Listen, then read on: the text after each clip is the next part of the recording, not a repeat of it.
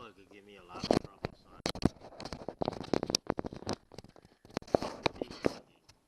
reconfiguring this plug, so I can use it so I can use it to a better use of this trolling motor. I'll show you what's going on here. My wireless trolling motor. Okay, so this is the power plug, or used to be the power plug. The two wires are connected into this hole here and this hole here, and then it's covered by this wire here.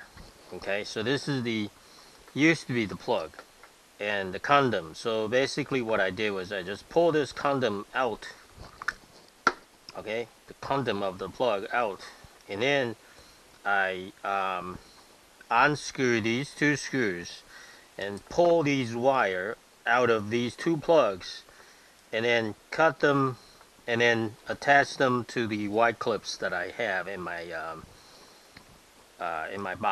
toolbox. And then this is going to be the wireless trolling motor power plug, connect to the 24 volts battery. You know, instead of using this Motorugide plug that came with the wireless trolling motor, because this is a Marinco company, made by Marinco company. Okay, so I have this. I want to put this on sale now. Whoever wants it, buy it. Okay.